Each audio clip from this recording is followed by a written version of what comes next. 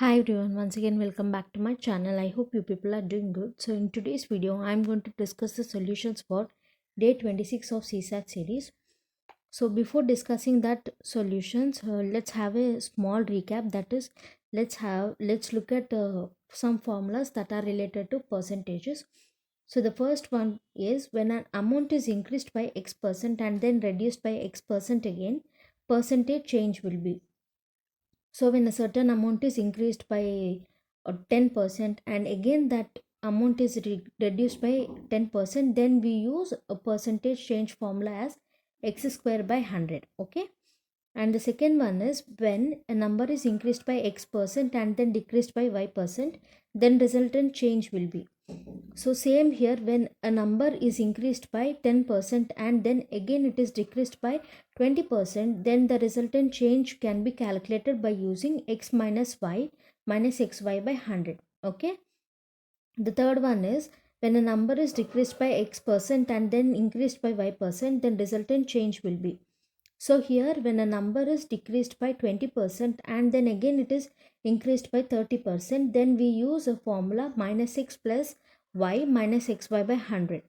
Because here whenever we see decrease we use minus sign, and whenever we see increase we use plus sign. So based on that the formula will keep on changing.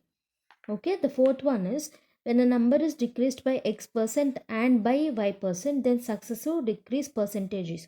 So a number is decreased first by 10% and again that same number is decreased by 20%. Then the successive decrease percentage will be minus x minus y plus xy by 100. As I earlier told you, whenever there is decrease we use negative sign. So here also we have used negative sign. The fifth one is when a number is increased by x percent and by y percent, then successive increase percentages. So previously we have seen decreased, and now if the case is increased, then we use x plus y plus xy by 100. Okay, the sixth one is when income of first person is x percent more than the income of second person, then income of second person is less than with respect to first man by. So here two persons income is given and the first person income is x percent more than the second person, and when we wanted to find out the income of second person which is less than the first person income, then we use formula x divided by 100 plus x into x. Okay. And the next formula is when cost of an article is increased by x percent, then the consumption of article should be decreased by what percent so that expenditure remains same. So here whenever a cost of an article is increased by 20% and then we have to obviously reduce the consumption of that article. So to reduce that consumption of article, what formula we have to use is x divided by 100 plus x into 100. Okay. And the next one is when cost of an article is decreased by x percent, then the consumption of article should be increased by what percent so that expenditure remains same.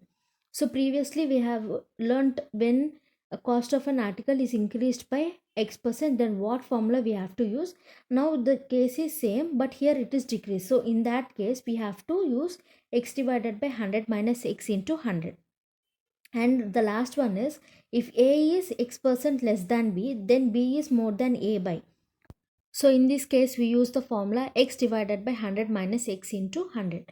Now the first question of day 26 is if x is less than y by 25%, then y exceed x by. So this question can be solved using formula number 9. So in this we can use the formula x divided by 100 minus x into 100 to get the answer. So here I have treated x as 25 and substituting the value of x in the formula, that is 25 divided by 100 minus 25 into 100, we get 25 divided by 75 into 100, which is nothing but 100 divided by 3, and the answer is 33 1 by 3%. And the second question is B got 20% marks less than A. What percent marks did A got more than B?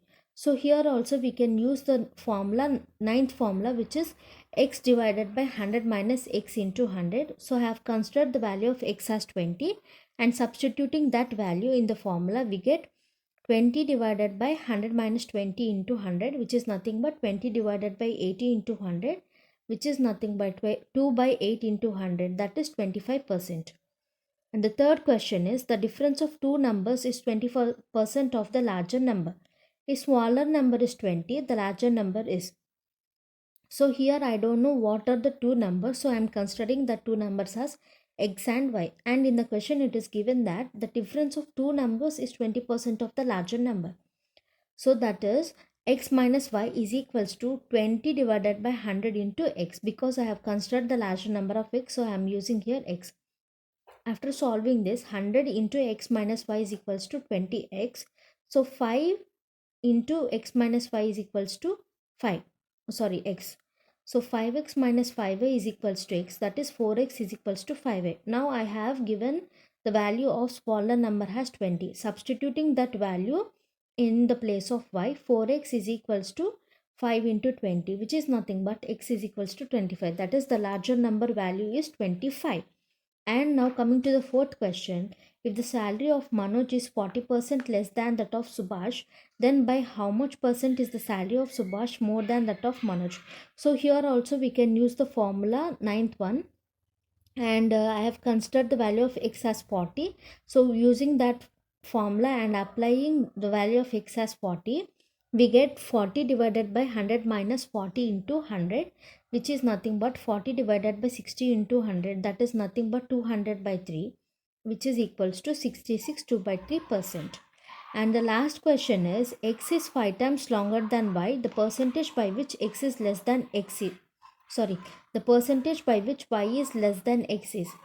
So here it is given x is 5 times longer than y, that is x is equals to 5y. If we take out the ratio, x is to y will be equals to 5 is to 1. So that is x will be 5 and y will be 1 part. Okay.